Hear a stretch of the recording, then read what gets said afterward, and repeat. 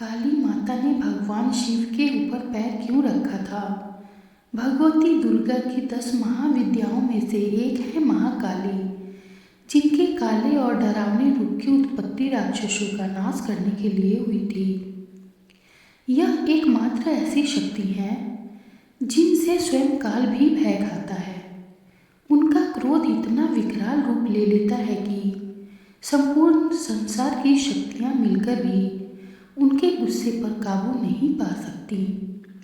उनके इस क्रोध को रोकने के लिए स्वयं उनके पति भगवान शंकर उनके चरणों में आकर लेट गए थे।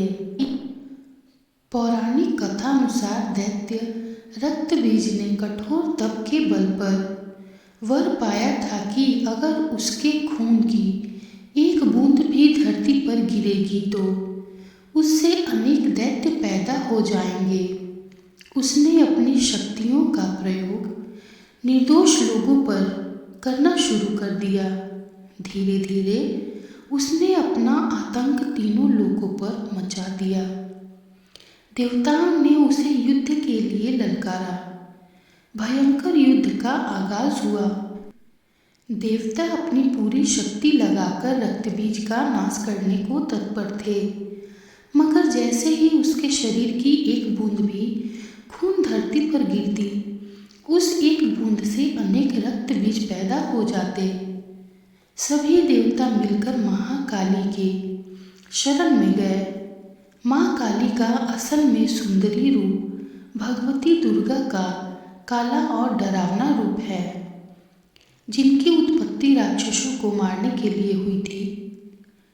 महाकाली ने देवताओं की रक्षा के लिए विकराल रूप धारण कर युद्ध भूमि में प्रवेश किया। माँ काली की प्रतिमा देखें तो देखा जा सकता है कि वह विकराल माँ है, जिसके हाथ में खप्पर है, लहू टपकता है तो गले में खोपड़ियों की माला है, मगर माँ की आंखें और हृदय से अपने भक्तों के लिए प्रेम की गंगा बहती है।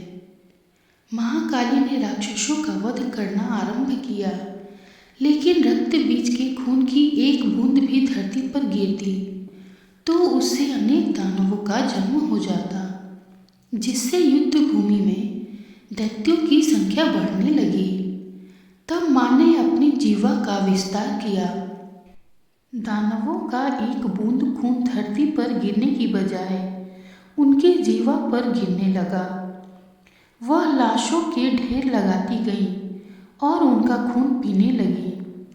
इस तरह महाकाली ने रक्तबीज का वध किया, लेकिन तब तक महाकाली का गुस्सा इतना विकराल रूप ले चुका था कि उनको शांत करना जरूरी था, मगर हर कोई उनके समीप जाने से भी डर रहा था। सभी देवता भगवान शिव के पास गए और महाकाली को शांत करने के लिए प्रार्थना करने लगे। भगवान शिव ने उन्हें बहुत प्रकार से शांत करने की कोशिश की। जब सभी प्रयास विफल हो गए तो वह उनके मार्ग में लेट गए। जब उनके चरण भगवान शिव पर पड़े तो वह एकदम से ठिठक गई और उनका क्रोध शांत हो गया। हमारे YouTube चैनल आस्था एक भक्ति पर ऐसे और भी वीडियोस को देखने के लिए चैनल को सब्सक्राइब ज़रूर करें और बेल आइकन को ज़रूर दबाएं।